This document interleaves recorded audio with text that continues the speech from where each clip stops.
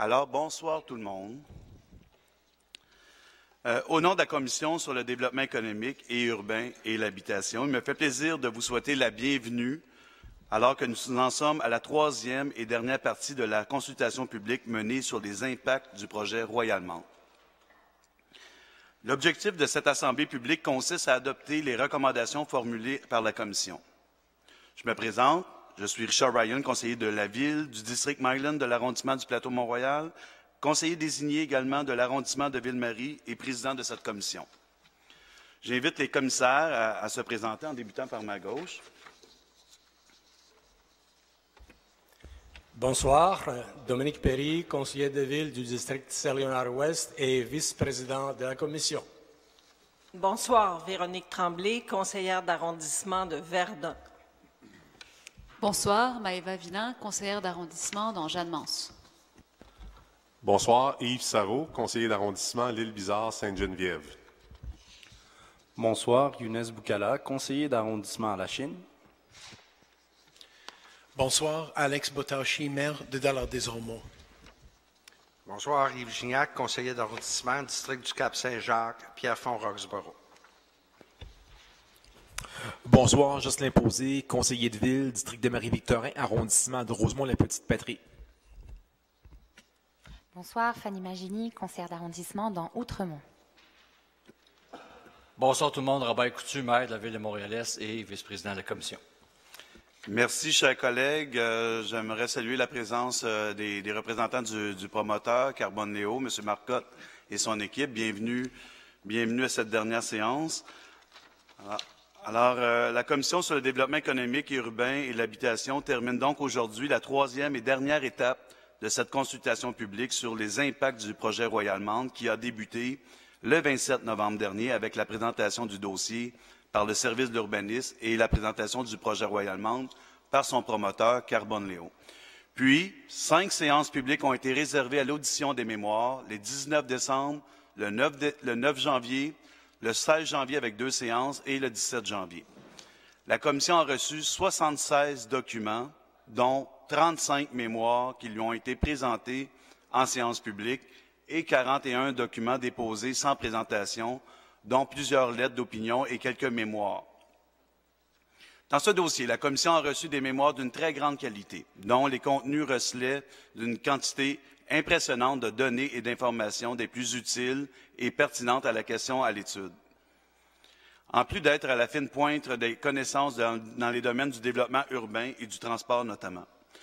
La Commission a donc procédé à l'analyse du contenu des 76 documents qui lui ont été présentés et transmis. Il est à noter que parmi ceux-ci se retrouvaient une vingtaine de lettres d'appui, essentiellement des plaidoyers en faveur de la réalisation du projet, soumises par des entreprises privées, pouvant avoir un intérêt d'affaires dans le développement du projet Royal-Mount. L'analyse de l'ensemble des informations soumises à la Commission a permis aux commissaires de mener à bien leurs réflexions afin de formuler des recommandations en adéquation avec les informations soumises à la Commission sur le sujet à l'étude, soit les impacts du projet Royal-Mount, un projet dont, nous l'avons bien compris, les études prévoient que des impacts importants sont ressentis par l'ensemble de la population de la grande région montréalaise. Rappelons que ce mandat a d'abord été confié à la Commission par le Conseil municipal en 2015, puis renouvelé en 2018, notamment en raison de l'annonce par le promoteur de sa volonté d'ajouter une composante résidentielle au projet. La récente disponibilité des études d'impact réalisées par le promoteur a permis d'entamer la consultation publique en 2018. Puisque cet exercice visait essentiellement à informer la population de l'agglomération de Montréal et les organismes de la société civile quant aux impacts de ce projet localisé sur la partie industrielle du territoire de la ville de Ville-Mont-Royal, les commissaires ont souhaité que cette consultation publique favorise des échanges et permette d'entendre et de recueillir la diversité de points de vue relativement aux impacts sur les éléments à l'étude suivants, soit les déplacements, l'équilibre de la structure commerciale locale et d'agglomération, l'évaluation financière et fiscale du projet, l'insertion urbaine du projet dans une perspective de densification et d'intensification des activités urbaines et du renforcement d'un pôle économique, la possibilité qu'une composante résidentielle soit ajoutée au projet. Ce soir, nous lirons les 15 recommandations en vue de procéder à leur adoption formelle. Puis, les personnes du public qui souhaiteraient intervenir seront invitées à le faire. Finalement, une période de questions et commentaires sera également réservée au commissaire à la toute fin. Je rappelle que cette consultation publique a été publicisée par le biais de 2 avis publics parus dans 2 quotidiens montréalais, l'un francophone et l'autre anglophone, soit Le Devoir et De Gazette. Un communiqué de presse a aussi été diffusé et repris par plusieurs médias, en plus des manchettes Facebook et Twitter, avant chaque séance publique. Une invitation et des rappels ont également été acheminés à plus de 300 adresses électroniques de personnes et d'organismes de la société civile abonnés aux infolettes des commissions permanentes. C'est par ces différentes opérations de communication de la couverture médiatique que la couverture médiatique a été assurée. Ce soir, nous ferons donc la lecture, nous ferons donc la proposition de l'adoption de l'ordre du jour, demander au commissaire d'appuyer la proposition, puis nous dirons les recommandations. Alors, qui suggère? Monsieur Gignac, Madame Tremblay, excusez-moi, je prends les premiers. Merci. Donc, avant de débuter la lecture, je tiens à souligner que les commissaires ont eu à cœur de préparer des recommandations qui faisaient l'unanimité. Les recommandations dont nous ferons lecture sont donc le résultat de discussions et de compromis. Précisons que la Commission a tenu 4 séances de travail dédiées à l'analyse des mémoires et à la préparation des recommandations. Par ces 15 recommandations que nous nous apprêtons à adopter, les commissaires veulent lancer un message fort à leurs collègues et à l'ensemble de la communauté montréalaise en affirmant que le développement de grands projets commerciaux comme le Royal Mount et le redéveloppement des sites industriels en friche doivent se faire en incluant toutes les parties prenantes et que le redéveloppement se doit également être encadré par des outils réglementaires adéquats, et ce, en raison de ses impacts régionaux, voire supra-régionaux, ainsi que du très grand potentiel de développement économique et d'innovation qu'il comporte. De plus, il importe de s'assurer de maximiser le potentiel de retombées positives du redéveloppement pour l'ensemble de la collectivité montréalaise. Alors, on va commencer la lecture du texte des recommandations.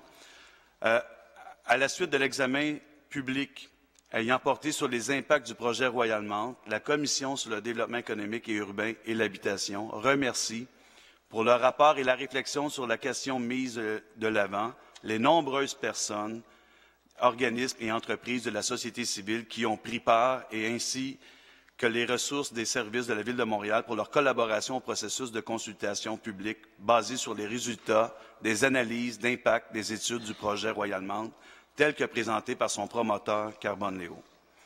La Commission salue la participation ainsi que l'écoute attentive de Carbone Léo, et ce, tout au long du processus de consultation publique. La Commission reconnaît l'importance de l'investissement privé prévu dans ce projet. La Commission est d'avis qu'il importe de redévelopper la zone industrielle visée. La Commission conçoit de manière extrêmement positive la collaboration qui peut s'établir entre les promoteurs et les pouvoirs publics, notamment en vue de favoriser le meilleur développement possible des projets, permettant ainsi d'améliorer la réponse aux besoins de la population montréalaise. La Commission rappelle que cette consultation publique s'est déroulée selon un processus objectif, sans partisanerie et de manière indépendante, dans le respect du mandat qui lui a été confié par le Conseil municipal et qui visait à faire l'étude des différents impacts du projet Royal Mount. Les recommandations qui suivent sont le résultat du consensus des commissaires. La Commission a reçu et analysé 76 mémoires et commentaires qui lui ont été adressés par 25 organismes, 17 entreprises et une trentaine de citoyens et citoyennes. De plus, la Commission souligne la participation de la Ville de Mont-Royal, de la Ville de Côte-Saint-Luc et des arrondissements de Côte-des-Neiges, Notre-Dame-de-Grâce et de Saint-Laurent, qui sont limitrophes au site du projet Royal Mount. La Commission formule ci-dessous 15 recommandations sous-divisées en 4 thématiques. La Commission fait donc les recommandations suivantes à l'administration municipale montréalaise. Dans la thématique de la gouvernance et la fiscalité, Attendu qu'une décision de la Ville de Mont-Royal, dont la population de 20 000 personnes, équivalent à 1 de la population de l'agglomération de Montréal et à 0,5 de la population de la communauté métropolitaine de Montréal, la CMM, a pu donner lieu au développement d'un projet commercial d'une telle envergure localisé à l'intersection des deux autoroutes les plus achalandées du Québec et dont les impacts se feront ressentir à l'échelle régionale, voire supra-régionale. Attendu l'occasion extraordinaire offerte à l'agglomération de Montréal de planifier le redéveloppement du secteur Namur de la Savane de manière réellement novatrice pour en faire le premier écoquartier de la région montréalaise, favorisant ainsi la création de véritables quartiers durables à échelle humaine sur le modèle de projets réalisés par d'autres grandes villes dans le monde.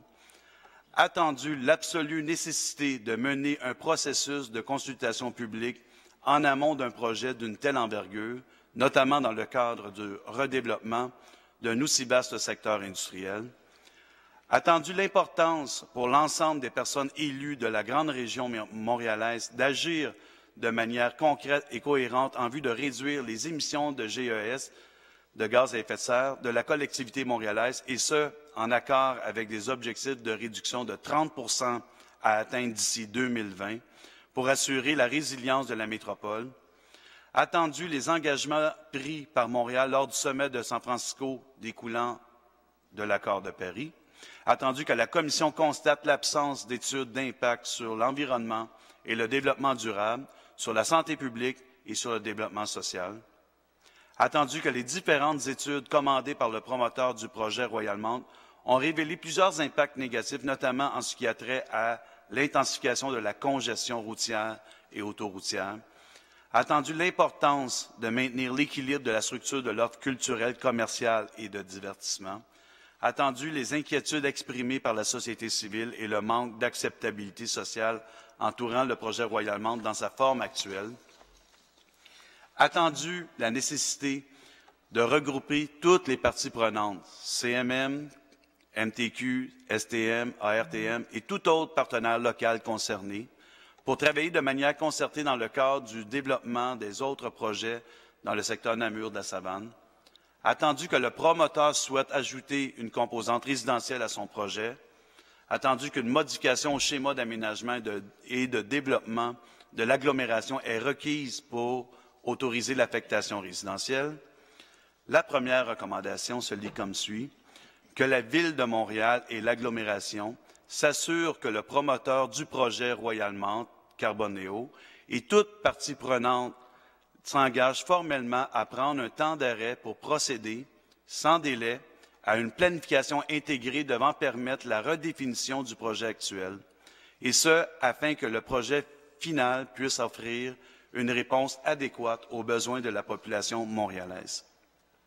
Et que, en l'absence d'une telle entente négociée, la Ville de Montréal et l'agglomération utilisent les outils légaux requis pour imposer la suspension du projet dans sa formule actuelle et du développement du secteur Namur de la Savane. Alors, je passerai la parole à mes collègues pour lire les autres recommandations, en commençant par M. Coutu.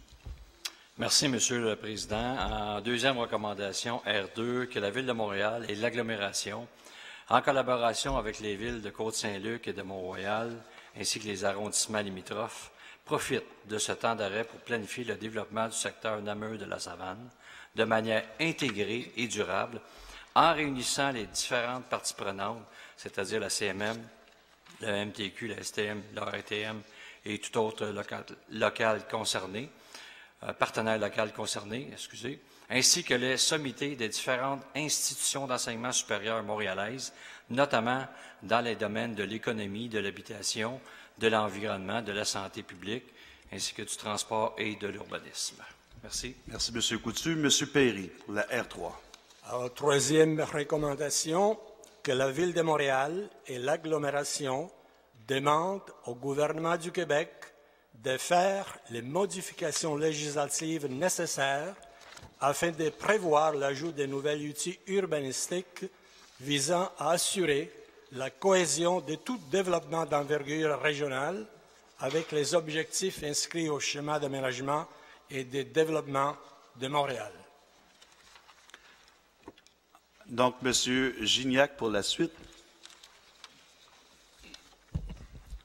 Attendu l'évaluation financière et fiscale du projet et considérant que les retombées fiscales municipales et les investissements publics à consentir montrent un accroissement des revenus pour la Ville de Mont-Royal et la Ville de Montréal, attendu l'urgence et l'importance des investissements requis en transport actif et collectif dans le secteur Namur de la Savane, recommandation numéro 4, que la Ville de Montréal et l'agglomération voient à définir le nouvel outil fiscal qui permettra d'investir une partie équitable des nouveaux revenus de taxation de la Ville de Mont-Royal et de l'agglomération qui seront générés par le développement immobilier et commercial dans le secteur Namur de la Savane au développement du transport collectif dans ce secteur.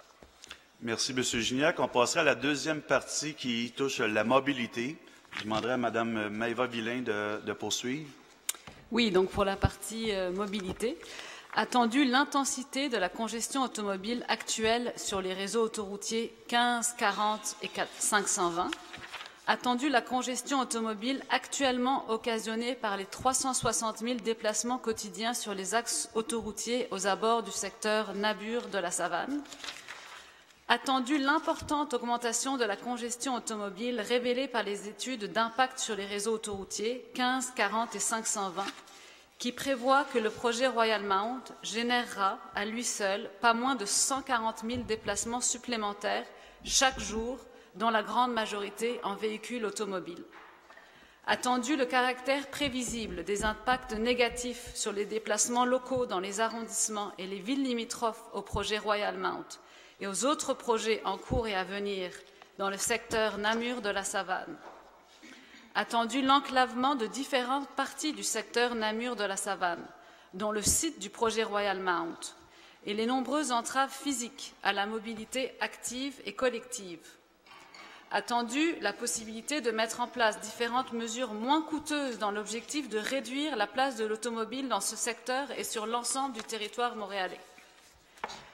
Attendu l'importance des coûts associés à la congestion routière dans le Grand Montréal, chiffrée aujourd'hui à 4,2 milliards de dollars.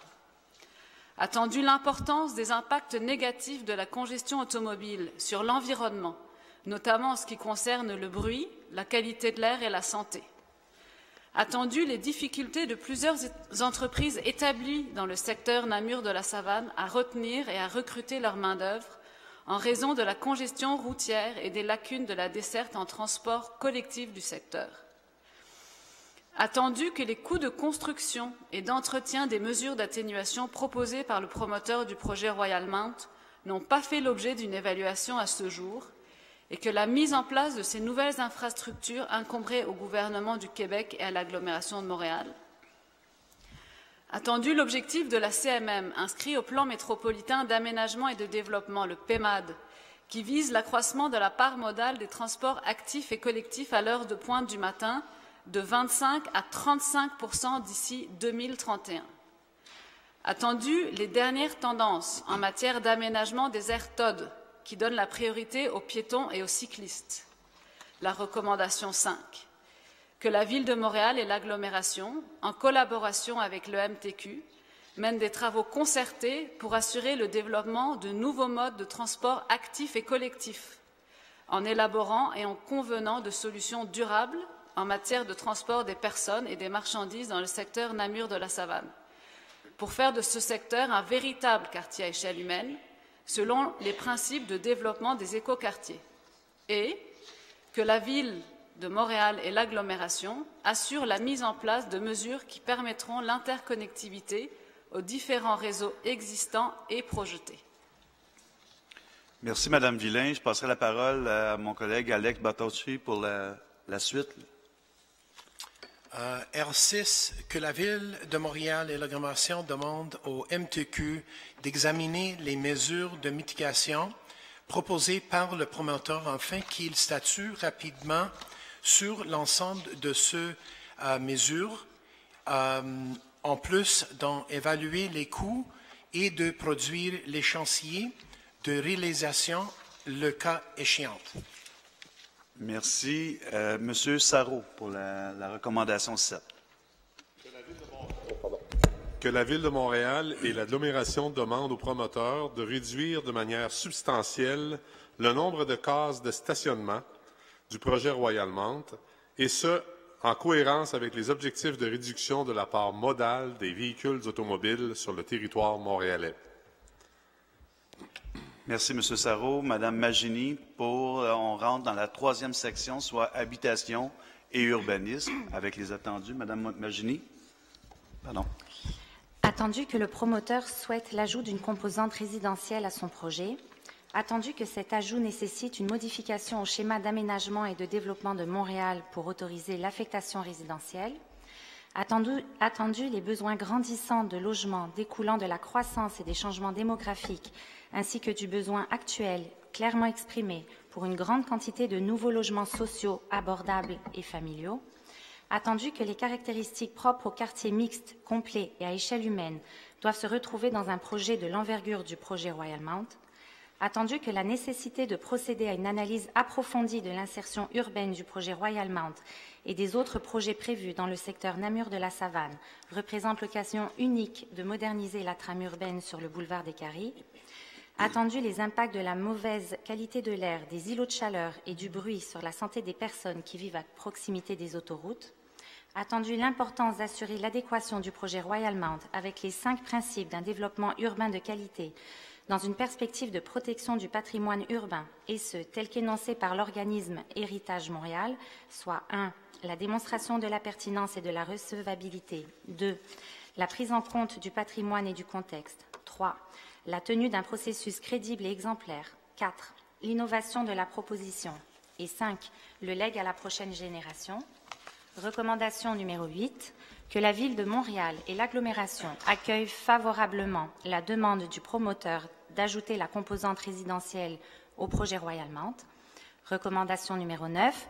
Que la Ville de Montréal et l'agglomération exigent la réalisation d'un plan de gestion de la qualité de l'air et du bruit pour garantir un milieu de vie sain, et ce, tant aux personnes qui y résideront qu'à celles qui y travailleront. On poursuit avec M. Jocelyn Posé. Bien sûr. Alors, recommandation numéro 10. Donc, que la Ville de Montréal et l'agglomération exigent du promoteur qu'il revoie la distribution des superficies et les localisations prévues aux différents usages intégrés à son projet, tels que bureaux, commerces de destination, divertissement et habitation, pour en faire un réel quartier complet à échelle humaine, en y incluant tous les services de proximité et les espaces nécessaires à la vie urbaine, dont les parcs, les équipements de loisirs et de vie communautaire, en réservant notamment des terrains appropriés à la construction des écoles et des espaces verts adjacents en nombre suffisant pour répondre aux besoins de la population de ce nouveau quartier. Merci, M. Posé. M. Boucola, toujours dans la section 3, urbanisme et habitation. Recommandation numéro 11.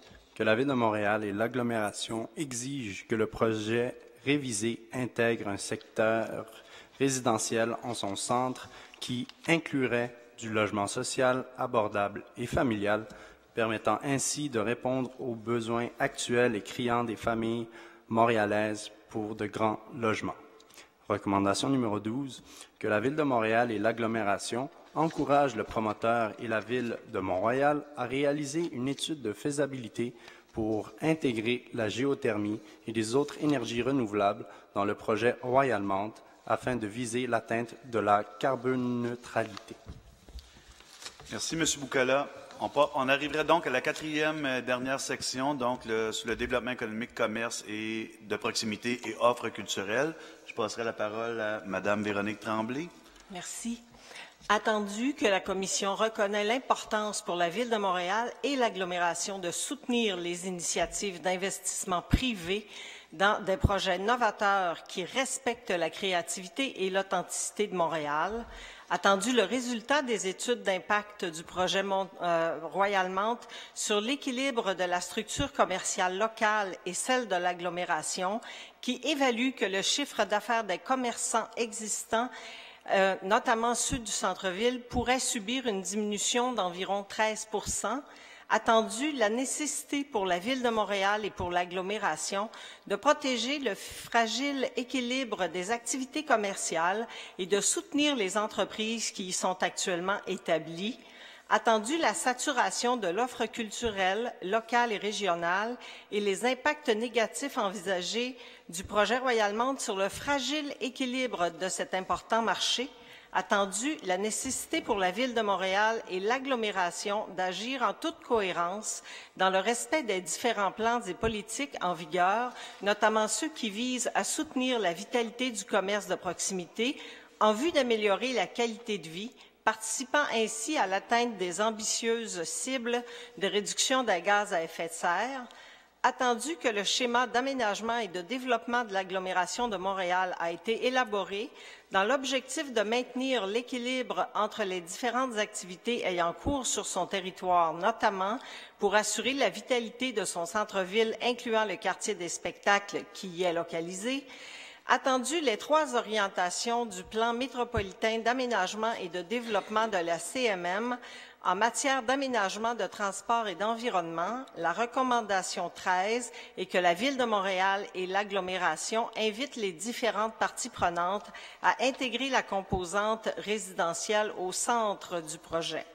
Recommandation 14, que la Ville de Montréal et l'agglomération travaillent ensemble avec l'ensemble des parties prenantes afin de définir les emplacements et les superficies les plus appropriés aux activités commerciales, à l'offre de divertissement, aux tours à bureaux et à l'habitation sur le site du projet Royalmount, en considérant le redéveloppement du secteur Namur de la Savane dans son ensemble.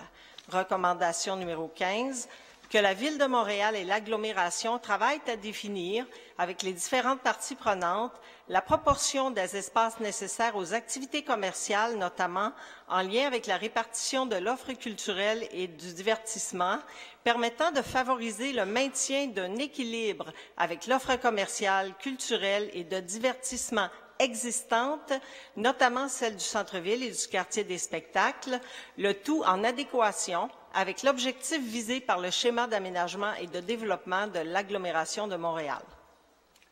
Merci, Madame Tremblay. Donc, en conclusion, la Commission souhaite vivement la réalisation d'un projet Royalmount transformé qui répondra à la vision du développement des quartiers durables selon les principes de développement des écoquartiers, le tout en accord avec de nombreuses opinions exprimées dans la majorité des mémoires présentées à la Commission.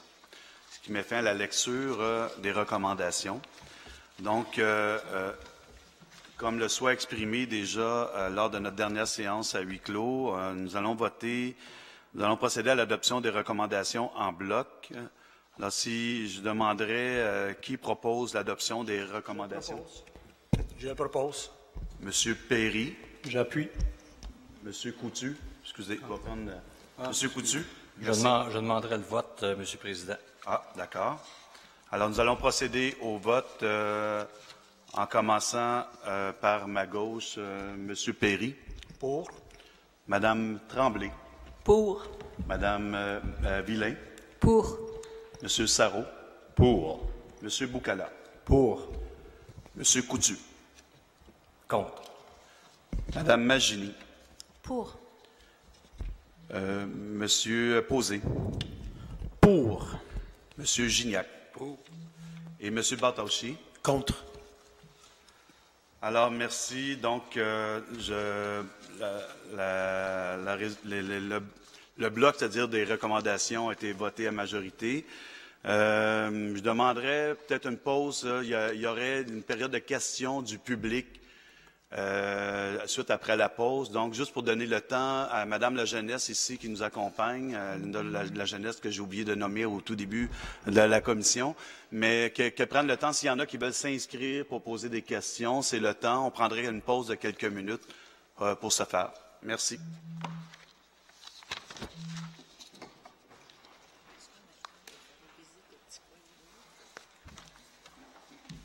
Je pensais qu'on était unanime. Bien caché ton jeu. Combien de temps qu'on prend? 5 minutes. 5-10 minutes.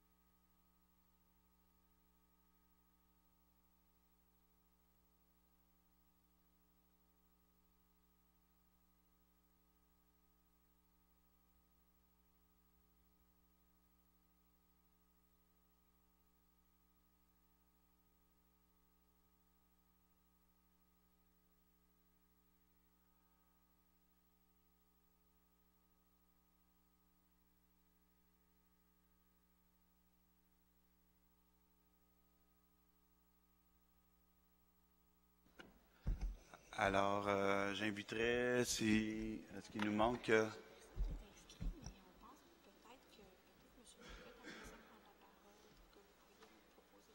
Bien sûr.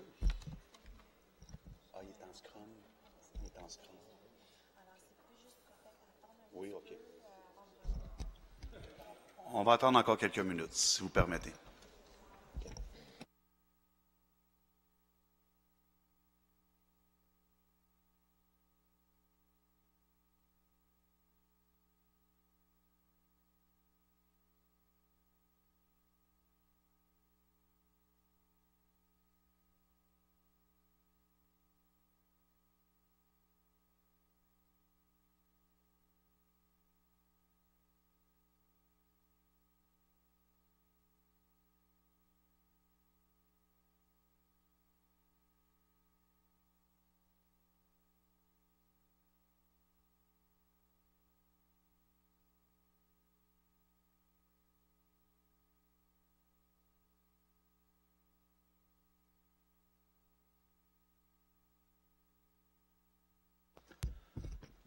Alors, merci. Comme il n'y a pas eu de questions du public, je passerai à la partie 5 de notre ordre du jour, qui est la période de questions et des commentaires des membres de la commission. Alors, je ne sais pas s'il y a des gens qui voulaient prendre la parole.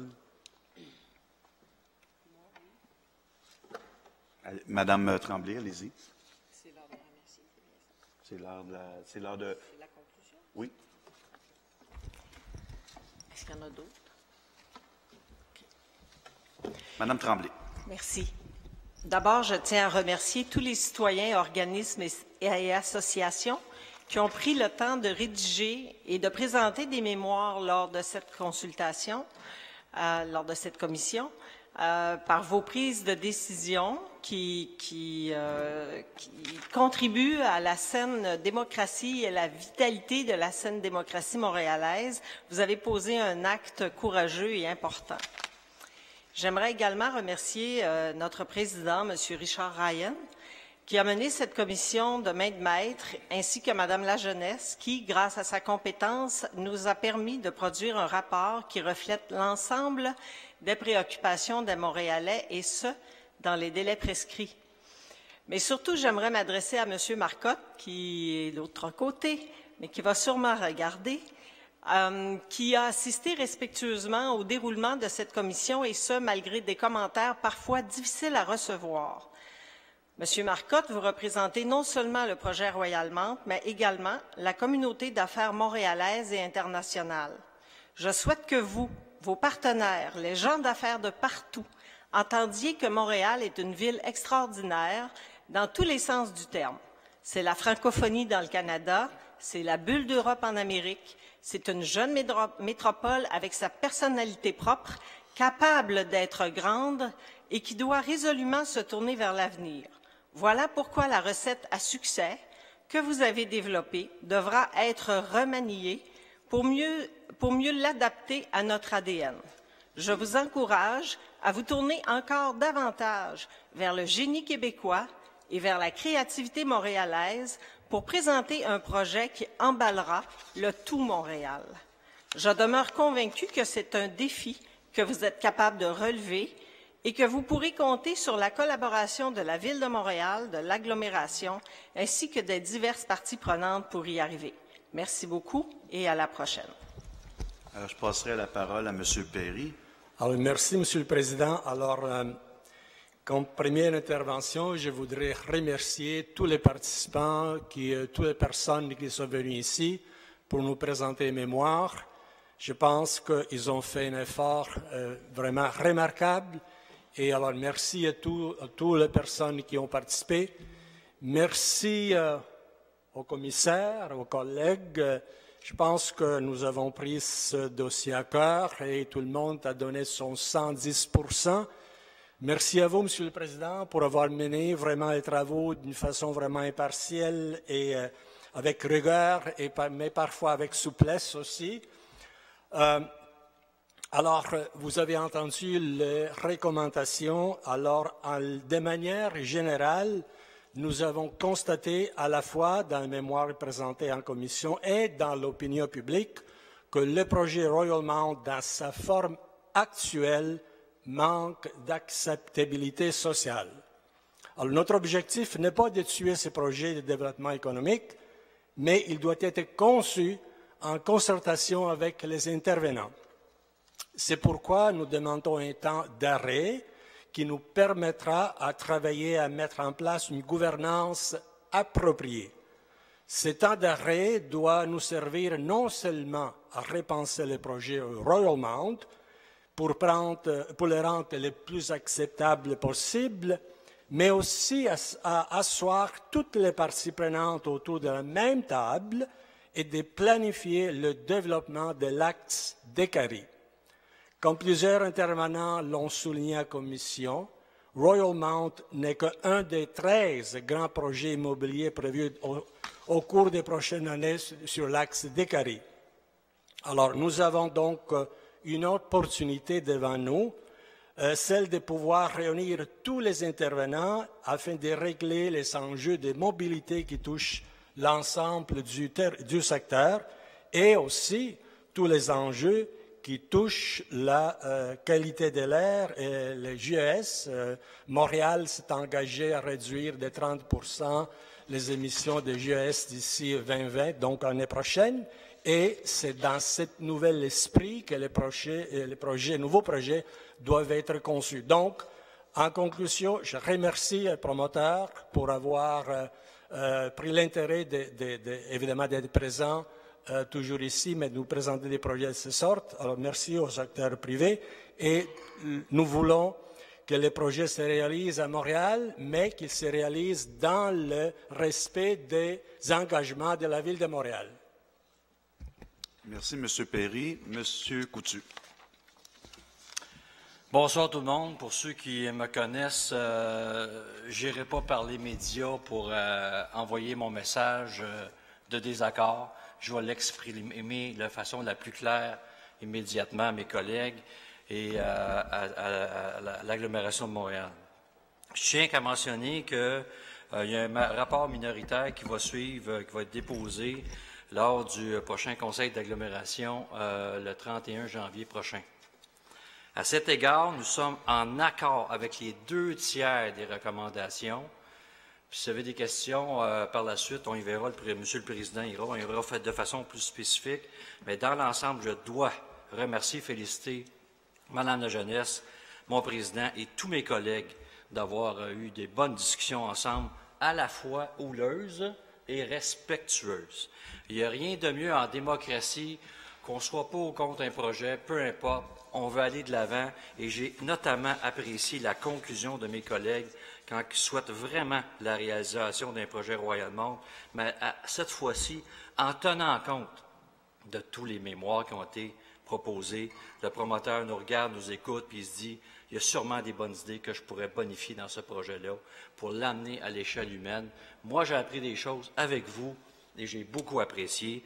Puis quand on regarde les principes du développement durable, que ce soit économique, social ou environnemental, c'est pas important, c'est fondamental.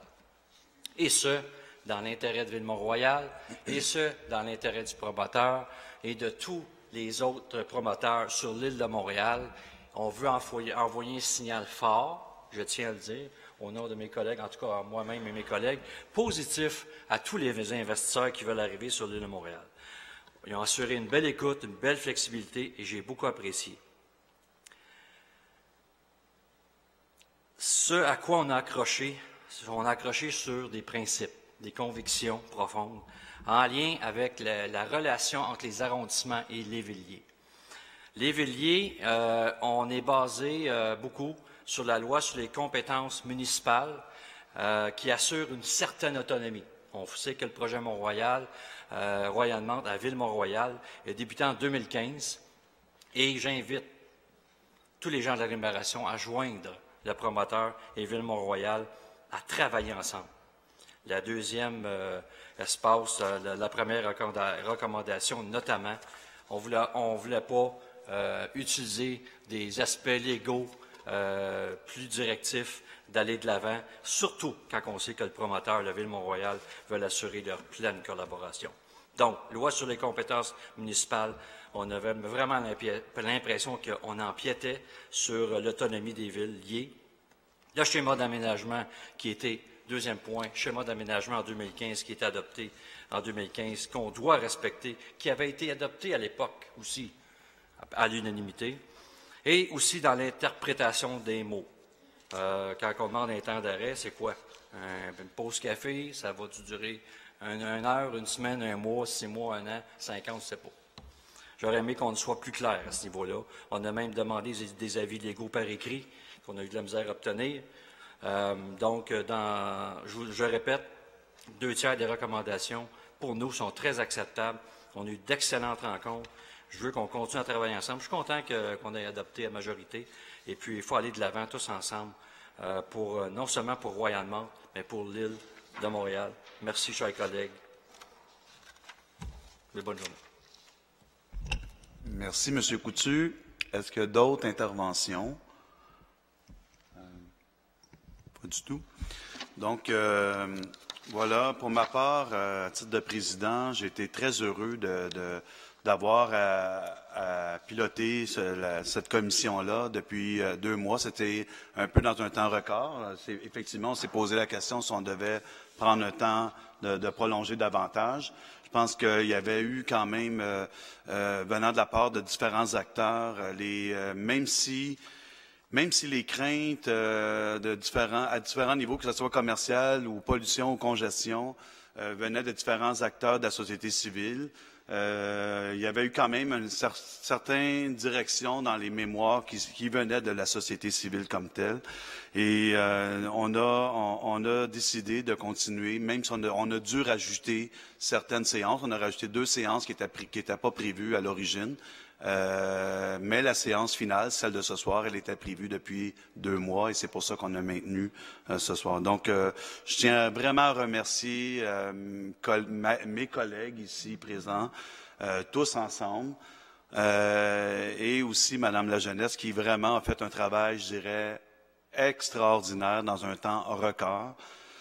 C'est inédit comme on a eu cette semaine là, 4 séances pour justement établir ces recommandations-là. Puis je pense que c'est important de reconnaître le travail professionnel qui a été fait par et non partisan par Madame la Jeunesse du greffe. Donc, évidemment, bon, il y a des messages qui ont été lancés aux promoteurs par rapport à ça. On a d'emblée de jeu, bon, oui, on est d'accord, on recommande la notion d'intégration de la composante résidentielle, mais pas à n'importe quel prix. On voudrait que cette composante résidentielle-là permettrait de revoir l'ensemble du projet. On a peu apprécié dans l'ensemble, puis je parle au nom des mémoires, mais on peut apprécier la notion d'arriver avec des tours de condos, avec le gros projet qui reste. Je pense qu'il y a cette notion-là on veut vraiment arriver à une notion de plus en direction d'un quartier complet. Puis je pense que ça, c'est important. Il y a différentes recommandations qui vont dans ce sens-là. On va laisser le soin, évidemment, aux différentes autorités de répondre aux recommandations qu'on fait. Donc, avant de lever la séance, l'ordre du jour est épuisé, mais je tiens quand même à remercier toutes les personnes qui sont venues présenter des mémoires ici, ou qui nous ont envoyé des mémoires, sont toujours partis d'ailleurs du site Internet dédié à la page du site de consultation sur le Royal-Mount. Merci énormément. Sans cet apport-là, ça aurait été difficile de faire des recommandations qui sont aussi complète, je dirais. Donc, merci aussi de la part des fonctionnaires qui nous ont accompagnés tout au long du processus.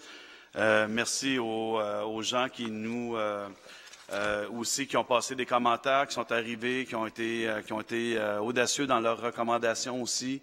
Et bien entendu, encore une fois, Madame la Jeunesse, un grand merci. Donc, en terminant, je veux juste rappeler 2 prochaines étapes pour nous à la Commission. Il y a le rapport de consultation qui sera déposé au Conseil municipal, non pas la semaine prochaine, mais celle le Conseil municipal du mois de février, donc du 25 février, Conseil municipal, et ainsi qu'au Conseil d'agglomération 2 jours plus tard, au 27 février.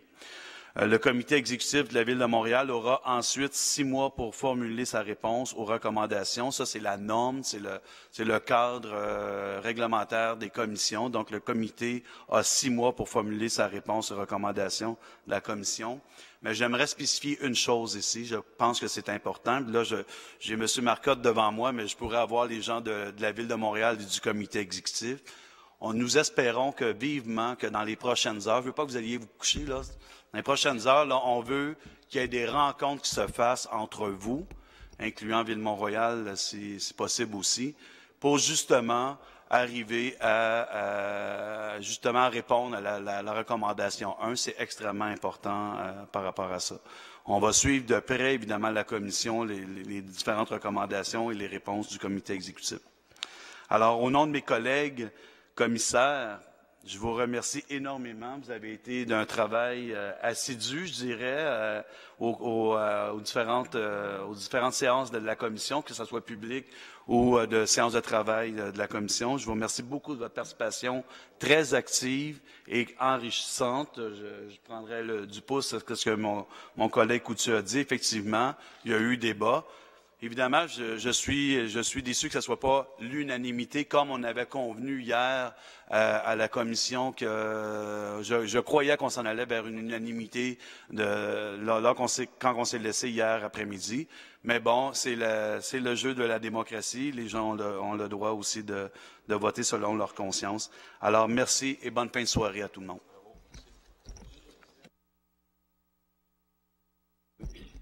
Alors, la levée de l'Assemblée proposée par mon collègue Gignac et appuyée par Dominique Perry. Merci beaucoup.